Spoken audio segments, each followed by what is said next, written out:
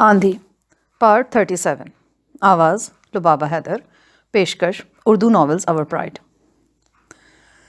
سردی بہت زیادہ تھی، رہی صحیح کسر یک بستہ ہوا پوری کر رہی تھی۔ میں نے گرم چادر مضبوطی سے جسم کے گرد لپیٹ لی، پھر بھی کپ کپی کم نہیں ہوئی۔ پیدل چلنے کی وجہ سے ٹانگیں تو گرم تھیں لیکن اوپری دھڑ سن ہو رہا تھا۔ مانشا کا بے جان چہرہ رہ رہ کر نگاہ میں پھر رہا تھا۔ میں سوچنے لگی کہ گھر کی وحشت زدہ عورتوں پر کیا بیتی ہوگی۔ صدمہ تو جو ہونا تھا وہ ہونا تھا، لیکن جس دہشت کا انہیں سامنا تھا اس کا علاج کسی کے پاس نہیں تھا۔ کہاں کا ارادہ ہے؟ بس خاموش سے چلتی رہو۔ اگر میں نہ جانا چاہوں تو؟ تم سے ہمدردی ہونے کے باوجود مجھے تمہارے خون سے ہاتھ رنگنے پڑیں گے۔ چاہتے کیا ہو تم مجھ سے؟ کچھ زیادہ نہیں، 2-3 روز تمہیں اپنے ساتھ رکھنا چاہتا ہوں تاکہ اپنے اگلے شکار سے نبٹ لوں، اس کے بعد تم آزاد ہوگی۔ میں کام گئی۔ شکار کی بات وہ ایسے کر رہا تھا جیسے کسی انسان کو نہیں بلکہ خرگوش مارنے کا ارادہ رکھتا ہو۔ کتنی درندگی تھی اس کے لہجے میں۔ میں سوچنے لگی ضامن کا نشانہ بننے والا اگلا بد نصیب کون ہوگا۔ اب ہم کھیتوں سے نکل کر غیر آباد پہاڑیوں میں آ چکے تھے۔ ان پہاڑیوں پر کہیں کہیں اکا دکا مکان تھے۔ سخت سردی میں 2 میل کے دشوار گزار سفر کے بعد ہم ایک پہاڑ کی چوٹی پر بنے ہوئے ایک بالکل تنہا مکان کے سامنے پہنچ گئے۔ اس پہاڑی پر سبزہ کثرت سے تھا، مگر چوٹی تک پہنچتے پہنچتے یہ سبزہ بالکل معدوم ہو گیا۔ مکان 4-5 مرلے میں تھا۔ ہمارے دیکھتے ہی کتے نے زور و شور سے بھونکنا شروع کر دیا۔ بائیں طرف ایک کھڑکی کھلی اور اندر سے کسی نے بھاری آواز میں پوچھا کہ کون ہے۔ جواب میں ضامن نے روب سے اپنا نام بتایا۔ فوراً مکان کے اندر سے اٹھا پٹک کی آوازیں بلند ہوئیں اور کسی نے تڑاک سے دروازہ کھول دیا۔ یہ گٹھے ہوئے جسم کا ایک 30-35 سالہ شخص تھا۔ وہ ضامن علی سے بے حد مروب بلکہ خوفزدہ نظر آتا تھا۔ اس نے جھک کر ہم دونوں کو سلام کیا اور جلدی سے دروازہ چھوڑ کر ایک طرف ہٹ گیا۔ ہمیں کمرے میں بٹھا کر وہ فوراً چائے پانی کا انتظام کرنے چلا گیا۔ لالٹین کی روشنی میں نے پہلی مرتبہ غور سے ضامن کا چہرہ دیکھا۔ اس کی پیشانی پر کسی پتھر کے زخم کا نشان تھا اور خون اس کی دائیں کنپٹی اور داڑھی پر خشک ہو چکا تھا۔ غالباً اپنے قتل سے پہلے مانشا نے بھرپور مزاحمت کی تھی اور ضامن کا پاؤں بھی اسی مزاحمت کے نتیجے میں گھائل ہوا تھا۔ اس کمرے میں داخل ہوتے ہی مجھے اندازہ ہو گیا تھا کہ یہاں کوئی عورت بھی رہتی ہے۔ تاہم اگلے 4-5 گھنٹوں میں وہ عورت نظر آئی اور نہ اس کی آواز مجھے سنائی دی۔ جب گٹھے ہوئے جسم والا نوجوان ہمارے لیے چائے بنانے جا چکا تو میں نے ضامن سے پوچھا، یہ کون ہے؟ وہ مسکرایا، اس کا نام بشر گل ہے، کسی رشتہ دار کی لڑکی کو بھگا کر یہاں لایا ہوا ہے۔ اس کی تھوڑی پر چوٹ کا نشان دیکھا تم نے؟ پچھلے مہینے میرے ساتھ لڑائی ہوئی تھی اس کی۔ کمبخت رضا نہیں کرتا ہے، مسافر سمجھ کر میرے پیچھے پڑ گیا تھا۔ 2-3 میل نیچے برساتی نالے کے پاس مجھے روک لیا، کہنے لگا جو کچھ ہے نکالو۔ میرے پاس بس یہی چاقو تھا، میں نے نکال لیا۔ ٹھیک ٹھاک جنگ ہوئی، میں نے دھکا دے کر پہاڑی سے نیچے گرا دیا، رائفل اور گھوڑا بھی چھین لیا۔ میں غصے میں تھا، شاید جان سے ہی مار ڈالتا، لیکن وہ لڑکی جو اس کے ساتھ تھی نا درختوں سے نکل آئی اور رو دھو کر مجھے روک لیا۔ میں نے کہا کہ تم دونوں کی سزا یہ ہے کہ 1 ہفتے تک میری میزبانی کرو۔ یہ دونوں مجھے اپنے گھر لے آئے۔ اب جب کبھی ضرورت پڑتی ہے مجھے، میں 1 روز یہاں رک جاتا ہوں۔ ایسا میزبان تو کسی بھی وقت خطرناک ثابت ہو سکتا ہے۔ یہی بات تو تمہیں معلوم نہیں ہے، میں جتنا محفوظ اس گھر میں ہوں نا کہیں بھی نہیں ہوں۔ بشر گل پٹھان ہے اور میں جانتا ہوں جب تک میں بطور مہمان اس 4 دیواری میں ہوں وہ مجھ پر وار نہیں کرے گا، اور اب تو شاید وہ اس 4 دیواری سے باہر بھی مجھے مہمان ہی سمجھنے لگا ہے۔ کچھ ہی دیر بعد بشر گل چائے لے کر آ گیا۔ اس نے خود ہی ٹرے اٹھا رکھی تھی۔ چائے کے علاوہ مونگ پھلی اور بادام وغیرہ بھی تھے۔ اس کے علاوہ مرغی کے آدھا درجن ابلے ہوئے انڈے تھے۔ میں نے دیکھا بشر گل ایک مضبوط جسم کا نوجوان تھا، شکل و صورت سے جنگجو اور سخت گیر لگتا تھا۔ اگر ضامن نے صرف ایک چاقو کی مدد سے اس پر قابو پایا تھا تو وہ واقعی ہمت کا کام تھا۔ چائے رکھ کر وہ ایک طرف مؤدب کھڑا ہو گیا۔ ضامن نے اسے ساتھ بٹھانا چاہا تو وہ بولا، نہیں استاد جی، آپ پئیں۔ وہ کچھ بے قرار نظر آتا تھا۔ جو ہی ہم نے چائے ختم کی وہ بولا، استاد جی ذرا میرے ساتھ آئیں، ایک ضروری بات کرنا ہے آپ سے۔ ضامن نے ڈکار لے کر اطمینان سے مسحری پر پھیلتے ہوئے کہا، اوئے یہ کوئی غیر نہیں ہے، اپنے قبیلے کی ہے، جو کہنا ہے کھلے دل سے کہہ۔ بشر گل کچھ دیر تک میری طرف دیکھ کر جھجکتا رہا۔ استاد بڑی لمبی عمر ہے آپ کی، میں تو شام سے آپ کے بارے میں سوچ رہا تھا، ایک بڑی اچھی خبر ہے آپ کے لیے۔ کیسی خبر؟ آج رات ملک بہاری خان اور اس کے کارندے کونچ کے شکار پر نکلے ہوئے، وہ شکرے کی آنکھوں والا بھی اس کے ساتھ ہی ہے. ہو سکتا انہیں 2 راتیں لگ جائیں. تاہم آج رات تو وہ کسی صورت واپس نہیں آئیں گے. گھر میں وہ پنجابی بابو اکیلا ہی ہوگا. بہت ہوئے تو 2-3 رائفل مین ساتھ ہوں گے. ایسا سنہری موقع پھر ہاتھ نہیں آئے گا. میں نے دیکھا اس اطلاع پر ضامن علی کی آنکھیں چمکنے لگی ہیں. اس نے بےتابی سے پوچھا، تمہاری رائفل کہاں ہے؟ پاس ہی ہے، لے کر آؤ. بشرگل گیا اور رائفل لے آیا. 7 گولیوں والی بیلٹ بھی تھی. ضامن نے رائفل ہاتھ میں لے لی اور اس کے ساتھ ہی اس کے چہرے کے تاثرات بدل گئے. اس کی آنکھوں میں وہی دیوانگی نظر آئی جو چند گھنٹے پہلے مانشا کے قتل کے موقع پر نظر آئی تھی.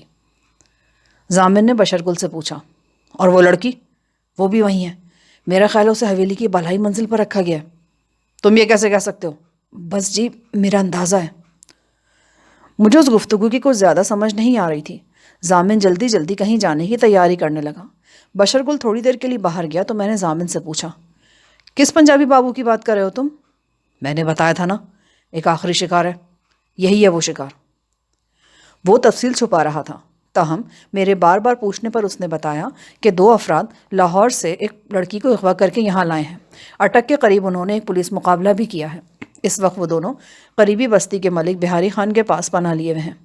بہاری خان ایک زوراور شخص ہے اور اس کے کسی مہمان کو قتل کر دینا آسان نہیں تھا.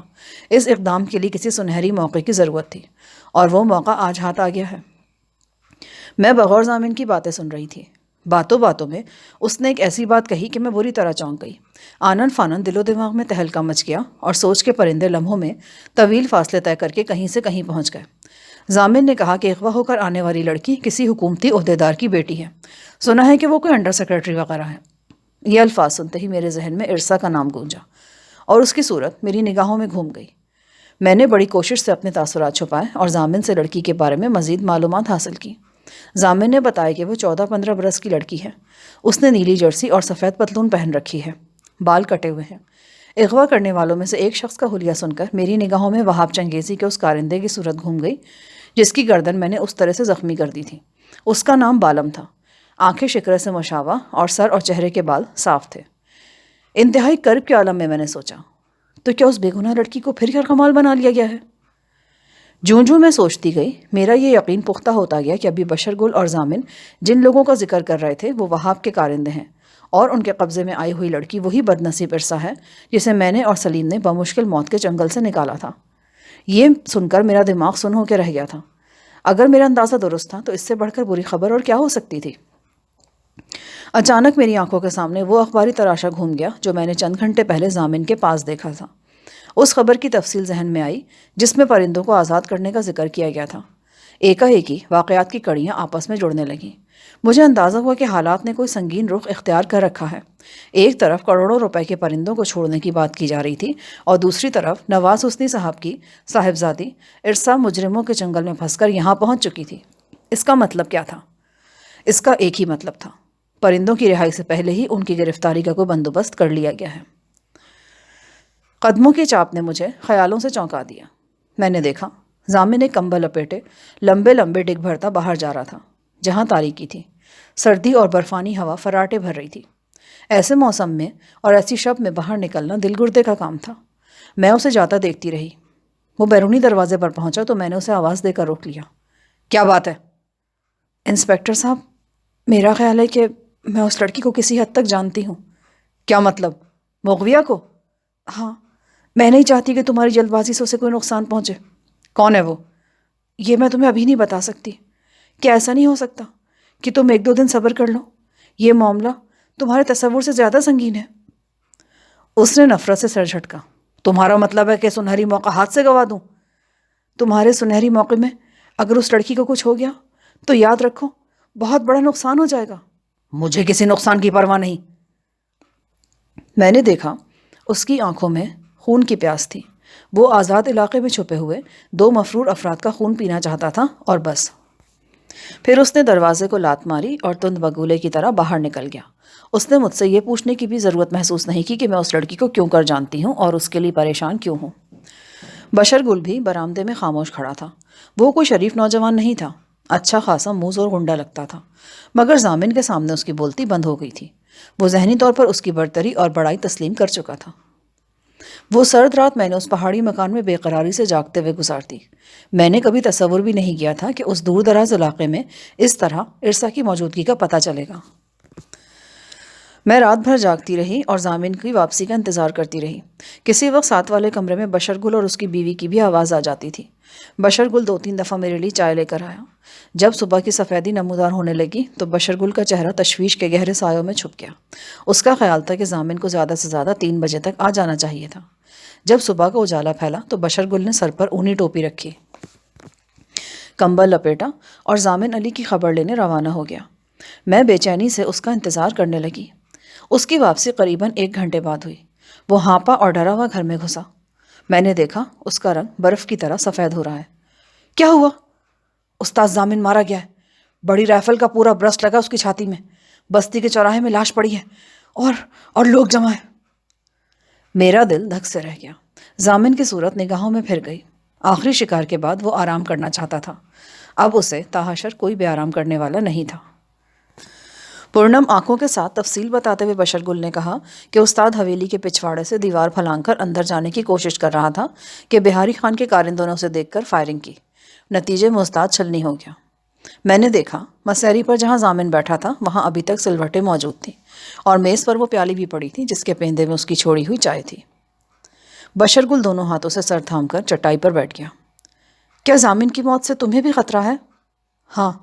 کیا خطرہ؟ استاد میری رائفل لے کر گیا تھا۔ بستی میں 1-2 شخص ایسے ہیں جو اس رائفل کو پہچان سکتے ہیں۔ بشر گل کے لیے یہ صورتحال واقعی تشویشناک تھی۔ اتنے میں گھوڑوں کی بہت سی ٹاپیں گونجیں۔ بشر گل بدک کر کھڑا ہو گیا۔ اسلحے کے نام پر اس کے پاس اب صرف ایک چھوٹا سا پسٹل تھا۔ اس نے بڑے دلیرانہ انداز میں واسکٹ کی جیب میں ہاتھ ڈال کر پسٹل نکالا اور کھڑکی کی طرف بڑھا۔ میں بھی پردے کی اوٹ سے باہر جھانکنے لگی۔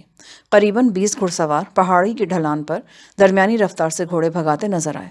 تسلی بخش بات یہ تھی کہ ان کا رخ مکان کی طرف نہیں تھا۔ بہاری خان شکار سے واپس آیا ہے، بشر گل بولا۔ ان کے پاس لکڑی کے بڑے بڑے پنجرے تھے جس میں 9 گرفتار شدہ کونجیں کائیں کائیں کر رہی تھیں۔ وہ بڑے خوشگوار موڈ میں بستی کی طرف جا رہے تھے۔ یقیناً انہیں اس واقعے کا علم نہیں تھا جو بستی میں رونما ہو چکا تھا۔ اچانک میری نگاہ ایک دراز قد گنجے گھڑ سوار پر پڑی۔ مجھے یہ جاننے میں ذرا بھی دشواری نہیں ہوئی کہ یہ وہی بالم ہے۔ اسے دیکھتے ہی میری رگوں میں خون کی گردش انتہا کو پہنچ گئی۔ اب اس بات میں شبے کی ذرہ برابر بھی گنجائش نہیں تھی کہ چنگیزیوں کے 2 کارندے اس دور دراز بستی میں موجود ہیں اور ان کے جال میں پھنسی ہوئی لڑکی ارسا کے سوا اور کوئی نہیں۔ میرے لیے یہ فیصلے کی گھڑیاں تھیں۔ 1 یا 2 منٹ کے اندر اندر میں نے فیصلہ کر لیا کہ مجھے کیا کرنا ہے۔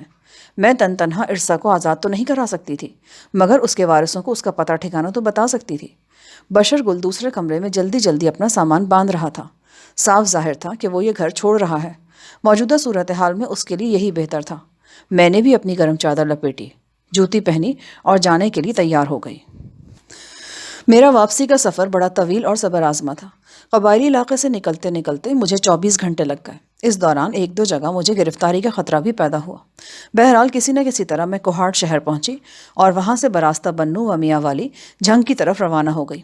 اتفاقاً بنو کے بس اڈے سے مجھے اپنی ہی جیسی تنہا عورت مل گئی اور میں نے اسے اپنا ہم سفر بنا لیا۔ یوں سرگودا تک میرا سفر بخیر و خوبی کٹ گیا۔ جوں میں جھنگ کے قریب پہنچ رہی تھی میرے اندر ایک آگ سی پھیلتی جا رہی تھی۔ جس وقت میں جھنگ پہنچی صبح کے 6 بج رہے تھے۔ بس اسٹینڈ سے نکل کر میں ٹانگوں کے اڈے کی طرف آ گئی۔ میرا ارادہ یوسف کے گاؤں گوپور جانے کا تھا۔ یوسف سے میری آخری ملاقات کئی ماہ پہلے رحیمی کے ڈیرے پر ہوئی تھی۔ ان دنوں وہ بہت مطمئن تھا۔ سغرا کے ساتھ اس کی منگنی رحیمی کی زیر نگرانی دھوم دھام سے ہوئی تھی۔ اس کے علاوہ رحیمی نے اسے نایاب باز پکڑنے کے انعام میں معقول رقم بھی دی تھی۔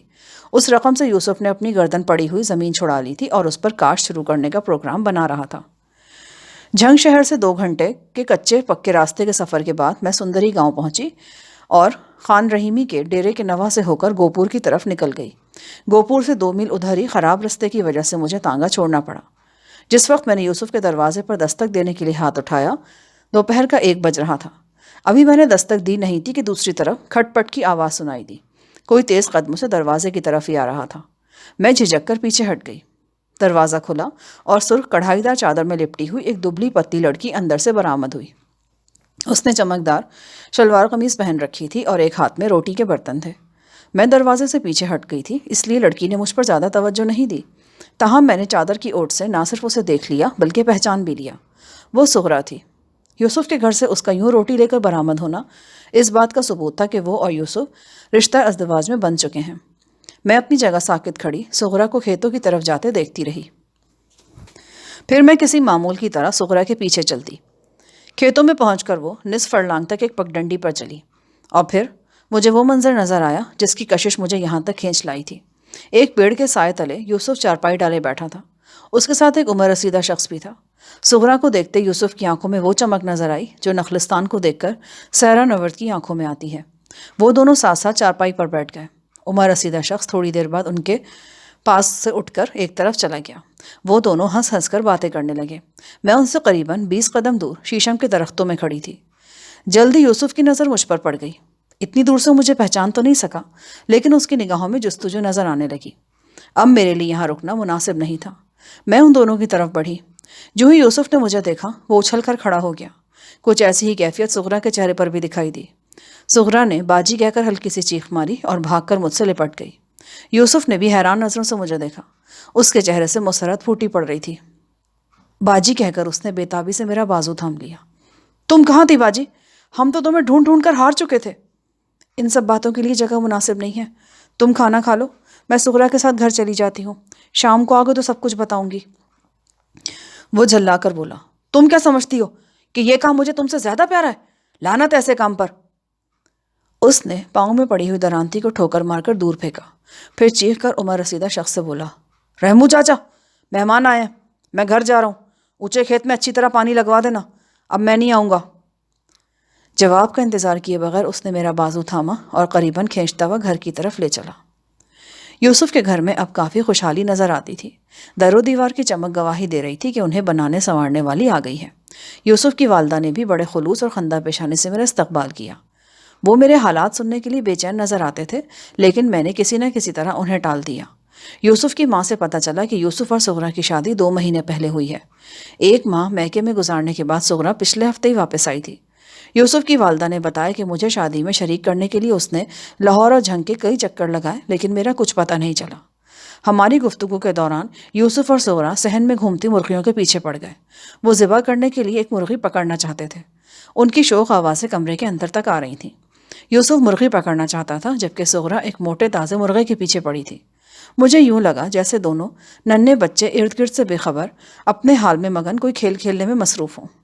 میں نے اندر آ کر یوسف کو آواز دی اور کہا کہ میرے لیے وہ کوئی تکلف نہ کریں، لیکن ان دونوں کے کان پر جوں تک نہ رہیں گی۔ وہ میری زندگی کا ایک یادگار دن تھا۔ رات گئے تک یوسف اور صغرا میرے چاو چوچلوں میں لگے رہے۔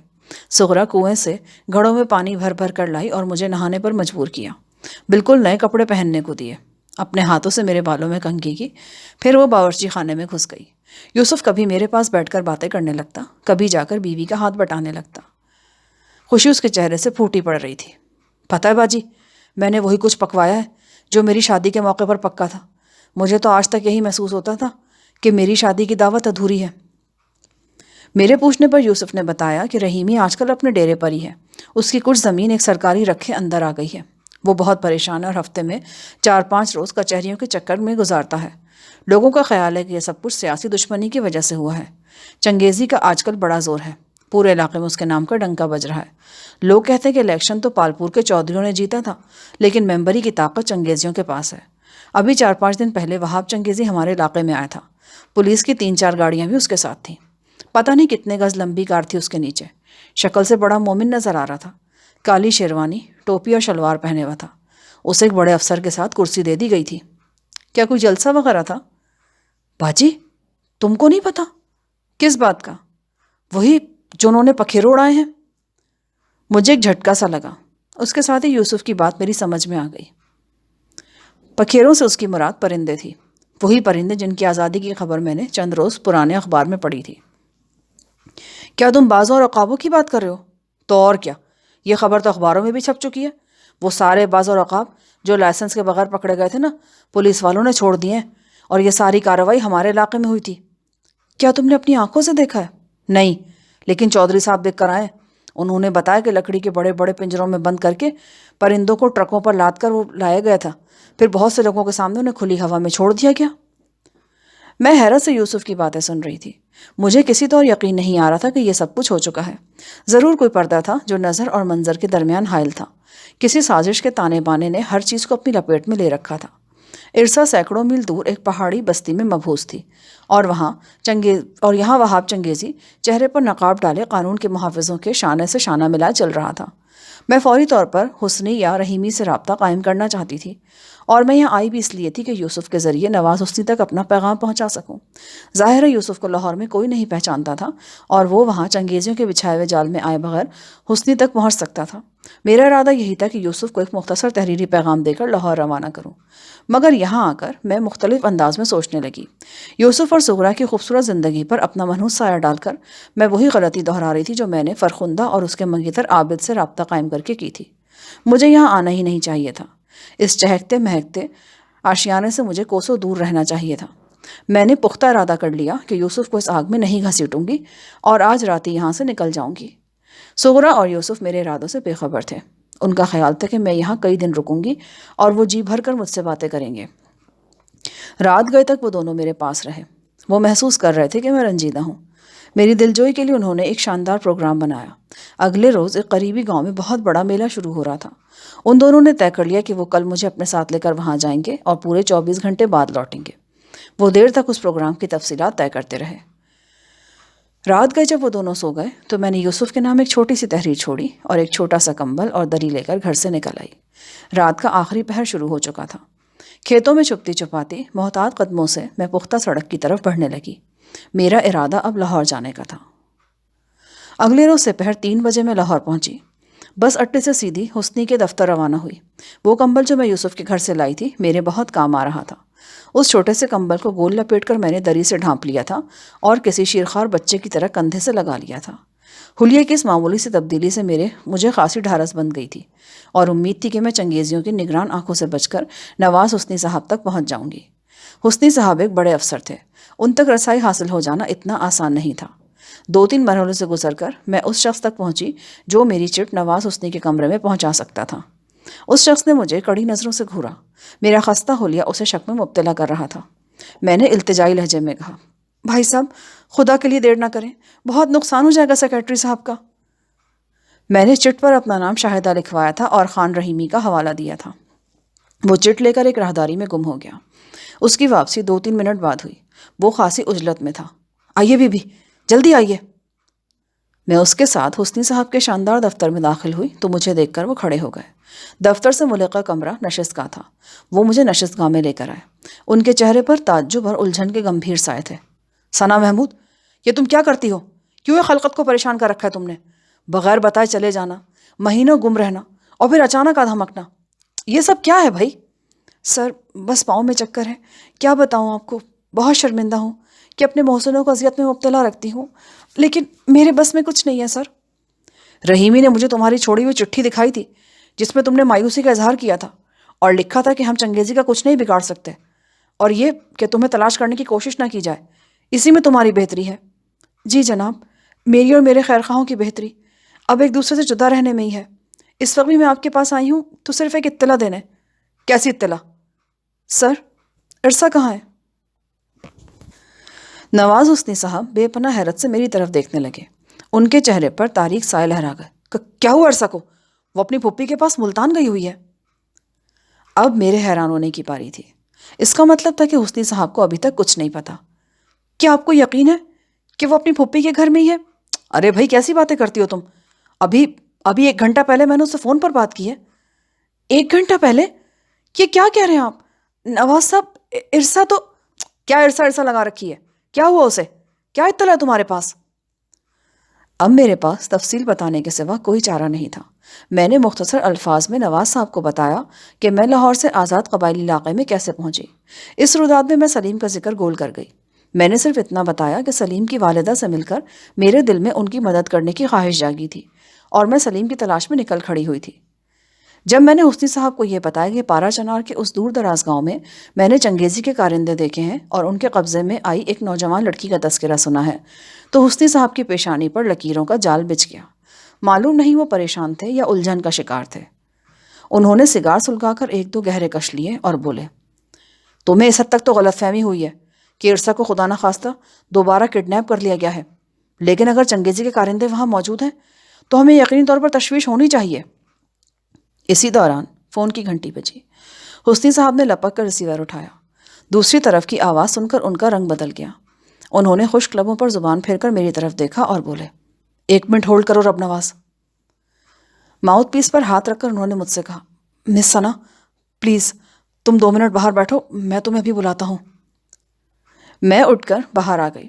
فون پر گفتگو کے دوران حسنی صاحب کے منہ سے رب نواز کا نام سن کر اور ان کی اڑی ہوئی رنگت دیکھ کر میرے ذہن میں ان گنت وسوسے سر اٹھانے لگے۔ مجھے صاف طور پر محسوس ہو رہا تھا کہ نواز حسنی صاحب وہ نہیں ہیں جو وہ 8 ماہ پہلے تھے۔ آج وہ مجھ سے بہت کچھ چھپا رہے تھے۔ ان کے لہجے میں اجنبیت کوٹ کوٹ کر بھری ہوئی تھی۔ مجھے انتظار کرتے ہوئے آدھا گھنٹہ ہو گیا تو میں نے پی اے صاحب سے پوچھا کہ بڑے صاحب فارغ ہوئے ہیں یا نہیں۔ پی اے نے بتایا کہ وہ تو فون سننے کے فوراً بعد کہیں چلے گئے تھے۔ انہوں نے کہا کہ آپ کو بٹھایا جائے، وہ واپسی پر آپ سے ملیں گے۔ مجھے سب کچھ عجیب سا لگ رہا تھا۔ جلد ہی مجھے احساس ہونے لگا کہ ایک چوکیدار اور گن مین مسلسل مجھ پر نگاہ رکھے ہوئے ہیں اور شاید میں اپنی مرضی سے اس عمارت سے باہر نہیں نکل سکوں گی۔ یہ احساس بے حد تکلیف دہ تھا۔ میں یہاں خالص مدد کے جذبے کے تحت آئی تھی۔ حسنی صاحب یا ان کے عہدے اور اثر و رسوخ سے مجھے کچھ لینا دینا نہیں تھا۔ میں تکلفات کی منازل سے بہت آگے نکل چکی تھی، پھر مجھے تشکیک کا نشانہ کیوں بنایا جا رہا تھا؟ میں نے پی اے سے کہا کہ میں باتھ روم تک جانا چاہتی ہوں۔ پی اے نے چوکیدار کو اشارہ کیا اور مجھ سے کہا، یہ آپ کو چھوڑ آتا ہے؟ میں چوکیدار کے ساتھ کمرے سے نکلی۔ کمبل اور دری جو اب گٹھری کی صورت میں میرے پاس تھے، میں نے پی اے کے کمرے میں ہی رہنے دیے۔ چوکیدار نے مجھے ٹوائلٹ کا دروازہ دکھا دیا۔ یہ ویسا ہی ٹوائلٹ تھا جیسے عموماً سرکاری دفاتر میں ہوا کرتے ہیں۔ میں اندر داخل ہوتے ہی مردانہ والے پورشن کی طرف چلی گئی۔ جب 10 منٹ تک میں باہر نہیں آئی تو چوکیدار شک بھری نظروں سے دائیں بائیں دیکھتا رہا اور جھجکتا ہوا لیڈیز پورشن کی طرف گیا۔ میں اسی موقع کی منتظر تھی۔ باہر نکلی اور تیز قدموں سے کوریڈور طے کر کے لفٹ تک آ گئی۔ خوش قسمتی سے لفٹ کا دروازہ کھلا ملا۔ 30 سیکنڈ بعد میں گراؤنڈ فلور پر تھی۔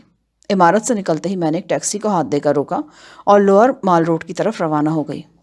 کہاں جانا ہے بی بی؟ ڈرائیور نے مجھ سے تیسری بار پوچھا تو میں اپنے خیالوں سے چونک گئی۔ کہاں جاؤں؟ میں نے دل ہی دل میں خود سے سوال کیا۔ فوری طور پر کوئی جواب نہ سوجا تو میں نے اسے قبرستان میانی صاحب چلنے کو کہا۔ ٹیکسی ڈرائیور چوبرجی پہنچا اور وہاں سے بہاولپور روڈ کی طرف مڑ گیا۔ جلد ہی مجھے لبے سڑک اپنے ابو کی قبر نظر آئی، جس کے سرہانے سفید کتبہ دور سے ہی دکھائی دیتا تھا۔ میں نے ڈرائیور سے گاڑی رکوائی اور سر پر چادر درست کرتی قبرستان میں داخل ہو گئی۔ ابو کے پہلو میں 4 اور قبروں کا اضافہ ہو چکا تھا۔ ان میں 2 قبریں بڑی تھیں اور 2 چھوٹی۔ یہاں میرا چہیتا بھائی اور اس کے معصوم بچے سو رہے تھے، جنہیں 10 ماہ پہلے بے دردی سے موت کے گھاٹ اتار دیا گیا تھا۔ میں ان 5 قبروں پر دیر تک ماتم کنا رہی۔ میری آنکھیں بنجر تھیں لیکن دل خون کے آنسو رو رہا تھا۔ اسی قبرستان میں کہیں فرخندہ اور عابد کی قبریں بھی تھیں اور یہیں کہیں وہ ننھی منی تنہا قبر بھی تھی جو روز مجھے بلاتی تھی اور میری ممتا کو آواز دیتی تھی۔ میں دل میں سکون کے لیے آیت الکرسی پڑھنے لگی۔ میری چھٹی حص نے مجھے کہا کہ مجھے اس قبرستان سے نکل کر اپنے بچے سے دور چلے جانا چاہیے، ورنہ میں نہ جانے کیا کر گزروں گی۔ میں تیز قدموں سے واپس مڑی اور ٹیکسی میں آ بیٹھی۔ ٹیکسی ڈرائیور میری ابتر حالت اچھی طرح محسوس کر رہا تھا۔ اس نے مجھے مخاطب کرنے کی کوشش نہیں کی۔ 5 منٹ بعد جب میری حالت کچھ سنبھلی تو میں نے اسے اچھرے چلنے کے لیے کہا۔ میرے دل میں یہ خواہش اٹھ رہی تھی کہ ایک دفعہ عشرت کے گھر کا دروازہ دیکھوں، کیا معلوم عشرت ابھی تک زندہ سلامت ہو۔ میری ہی ہدایت پر ٹیکسی ڈرائیور مزنگ چونگی سے اچھرے کی جانب مڑ گیا۔ مجھے ان گلیوں کا نقشہ ابھی تک یاد تھا۔ ڈرائیور کو ہدایات دیتی ہوئی میں اس دروازے کے سامنے پہنچی جہاں نادرہ سے میری آخری ملاقات ہوئی تھی۔ لیکن پھر ہوا یوں کہ دروازے پر پہنچ کر میری ساری ہمتیں جواب دے گئیں۔ ایسا کیوں ہوا؟ شاید اس لیے کہ میں جانتی تھی جب تک میں اس دروازے پر دستک نہیں دوں گی عشرت میرے لیے زندہ رہے گی، اور جس گھڑی میں نے دروازے کو چھو لیا، یہ دروازہ میرے سامنے کھل گیا تو عشرت مر جائے گی، اور میں عشرت کو مارنا نہیں چاہتی تھی۔ میں اس دروازے کے سامنے سے ہو کر واپس لوٹ آئی۔ ڈرائیور حیرانی سے میری طرف دیکھ رہا تھا۔ میں نے اسے واپس چلنے کو کہا۔ ٹھیک 1 گھنٹے بعد میں بذریعہ بس واپس روانہ ہو رہی تھی۔ میرے پاؤں سے جیسے بگولے بن گئے تھے۔ مجھے کہیں قرار نہیں تھا۔ میری منزل اب پھر جھنگ تھی، لیکن اس دفعہ میں رحیمی کا دروازہ کھٹکھٹانا چاہتی تھی۔ پوچھنا چاہتی تھی اس سے کہ اسرار کے پردے میں یہ کون سی سازش چھپی ہوئی ہے۔ نواز حسنی صاحب کی لاڈلی بیٹی سینکڑوں میل دور درندہ صفت لوگوں کے قبضے میں ہے، اور وہ اس خبر کو بڑے یقین کے ساتھ جھٹلا رہے ہیں۔ وہ بے خبر ہیں یا بے خبر بنے ہوئے ہیں۔ یہاں پر پارٹ 37 کا اختتام ہوتا ہے۔ آگے کہانی سننے کے لیے پارٹ 38 سماعت فرمائیں۔